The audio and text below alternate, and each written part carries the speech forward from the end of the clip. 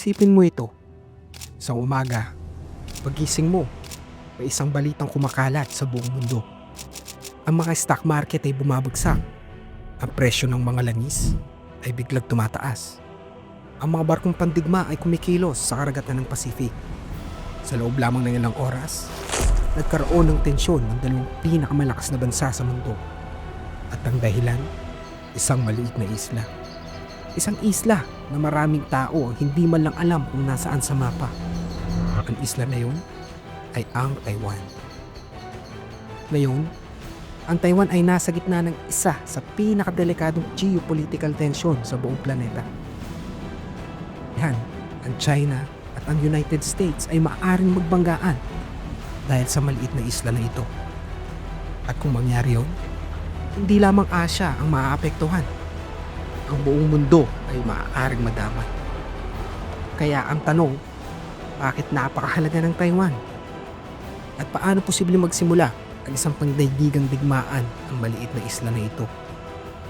Upang maintindihan ang sagot, kailangan natin tignan ang heograpiya, kasaysayan, teknolohiya at kapangyarihan na umiikot sa Taiwan. Sa unang tingin, ang Taiwan ay parang ordinaryong isla lamang sa Asia. Mayroon itong humigit kumulang 23 milyong tao. Ang kabuuang lawak nito ay mas maliit pa kaysa sa maraming bansa. Ngunit, ang tunay na kahalaga ng Taiwan ay nasa lokasyon nito. Matatagpuan ito mga 160 kilometro lamang mula sa baybayin ng mainland China. At sa pagitan ng dalawang lugar na ito ay ang Taiwan Strait. Ang Taiwan ay bahagi rin ng isang strategic geographic line na tinatawag na First Island Chain. Ito ay isang hanay ng mga isla na nagsisimula sa Japan, dumadaan sa Taiwan, at pababa sa Southeast Asia. Para sa mga military strategies, ang chain na ito ay napahalaga. Bakit? Dahil ito ang nagsisilbing natural barrier laban sa pagpapalawak ng military power ng China sa Pacific Ocean. Kung makokontrol ng China ang Taiwan, pabubuksan ng daan nito sa mas malawak na bahagi ng Pacific. Ibig sabihin, mas madaling maabot ng Chinese Navy ang mga lugar na malapit sa kaalyado ng United States tulad ng Japan at Guam. Ang isla na ito ay matatagpuan malapit sa isa sa pinaka-importanting trade route sa mundo, ang South China Sea. Taon-taon, tinatayhang mahigit 3 trilyon na halaga ng kalakal ang dumadaan sa rehiyon na ito. Kasama dito ang langis mula sa Middle East, mga produkto mula sa Asia, mga raw materials para sa industriya.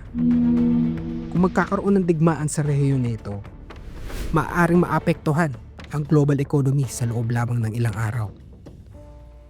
Ngunit, para talagang maintindihan kung bakit napakasensitibo ng issue na ito, kailangan nating balikan ang kasaysayan. Ang ugat ng problema sa Taiwan ay nagsimula 70 taon na ang nakakalipas. Noong unang bahagi ng ika-20 siglo, ang China ay dumaan sa isang matinding political struggle. Dalawang grupo ang naglalaban para sa kontrol ng bansa. Sa isang panig, ang Communist Party na pinamumunuan ni Mao Zedong. Sa kabilang panig naman ay ang nationalist government na pinamumunuan ni Chiang Kai-shek. Ang labanan na ito ay kilala bilang Chinese Civil War. Sa loob ng maraming taon, nagkaroon ng madugong laban ng buong China. At sa huli, nagwagi ang mga komunista. Noong 1949, itinatag ni Mao Zedong ang People's Republic of China sa mainland. Samantala ang natalong nationalist government ay umatras patungo sa Taiwan. Kasama ang humigit kumulang 2 milyong sundalo at sibilyan, nagtungo sila sa isla at doon muling itinayo ang kanilang pamahalaan. Mula noon, nagkaroon ng dalawang magkaibang pamahalaan na parehong nagsasabing sila ang tunay na China.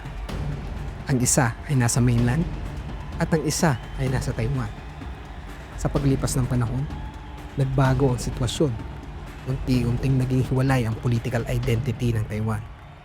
Nabuo ang sarili nitong ekonomiya, sariling military, at kalaunan, isang demokratikong sistema ng pamahalaan. Ngunit para sa China, na natiling malinaw ang kanilang posisyon, ang Taiwan ay bahagi pa rin ng kanilang teritoryo. Sa kasalukuyang panahon, ang leader ng China na si Xi Jinping ay paulit-ulit na nagsasabi ng isang malinaw na layunin. Ang Taiwan ay dapat muling pagsamahin sa China. Para sa Beijing, ito ay hindi lamang political issue. Ito ay isang historical mission. Naniniwala ang pamahalaan ng China na ang pagkakahati ng Taiwan at mainland ay isang resulta lamang ng digmaan at hindi dapat manatili pagpakailanman. Sa ilalim ng pamumuno ni Xi Jinping, mabilis na lumakas ang military power ng China. Ang Chinese Navy ngayon ay isa sa pinakamalaki sa buong mundo. Regular din silang nagsasagawa ng military exercises sa paligid ng Taiwan. Madalas lumipad ang mga fighter jets malapit sa air defense zone ng Taiwan. Ang mga warship naman ay nagsasanay ng operasyon na tila simulation ng invasion. Ang mga aksyon na ito ay nagpapakita ng malinaw na mensahe. Kung kinakailangan, handa ang China na gamitin ang puwersa upang makuha ang Taiwan. Para sa Taiwan, nangangahulugan ito na patuloy ang tensyon. Ngunit sa gitna ng tensyon na ito, may isa pang makapangyarihang bansa na may malaking interes sa kinabukasan ng Taiwan. At yun ay ang United States. Sa loob ng maraming dekada, may kakaibang pulisiya ang United States tungkol sa Taiwan. Ito ay tinatawag na strategic ambiguity. Sa isang banda, kinikilala ng US ang pamahalaan ng China bilang opisyal na gobyerno ng bansa. Ngunit sa kabilang banda, sinusuportahan nito ang kakayaan ng Taiwan na ipagtanggol ang sarili. Ang relasyon na ito ay nakabatay sa isang mahalagang batas na tinatawag na Taiwan Relations Act. Sa ilalim ng batas na ito, nagbibigay ang United States ng mga defensive weapon sa Taiwan. Kasama dito ang missile defense systems, advanced radar technology, at anti-ships missiles. Bukod dito, regular din dumadaan ang mga American warships sa Taiwan Strait. Ang mga operasyon na ito ay nagpapakita na ang United States ay handang panatilihin ang kalayaan sa paglalayag sa rehiyon na ito. Ngunit hindi lamang military strategy ang dahilan kung bakit mahalaga ang Taiwan sa United States. Isa pang mas malaking dahilan, at ito ay may kinalaman sa teknolohiya. Sa modernong mundo, halos lahat ng teknolohiya ay umaasa sa isang maliit ngunit napakahalagang bagay, ang microchips. Ang mga microchips ay semiconductor na ginagamit sa mga smartphones, computers, mga sasakyan, mga satellites, at ang AI, ang artificial intelligence. At ang pinakaimportanteng lugar sa mundo para sa pagpapagawa ng microchips, ito ang Taiwan. Dito matatagpuan ang Taiwan Semiconductor Manufacturing Company. Ang kumpanyang ito ay gumagawa ng malaking porsyento at pinaka-advanced na microchips sa buong mundo.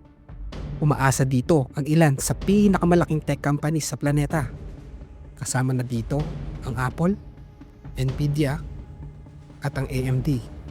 Kung mapuputol ang produksyon ng chips sa Taiwan, maaaring magkaroon ng malaking krisis sa global supply chains. Maaaring tumigil ang paggawa ng sasakyan. Maaaring tumaas ng husto ang presyo ng electronics. At maraming industriya sa buong mundo ay maaaring maapektuhan. Dahil dito, tinatawag ng ilang analyst ang industriya ng semiconductor ng Taiwan bilang Silicon Shield. Ang ideya ay simple. Dahil napakahalaga ng teknolohiya ng Taiwan sa buong mundo, maraming bansa ang may interes na protektuhan nito. Ngunit kung sakali sumiklab ang digmaan, maaring mawala ang shield na ito sa isang iglap, at yon ang magbubukas sa susunod na yugto ng krisis.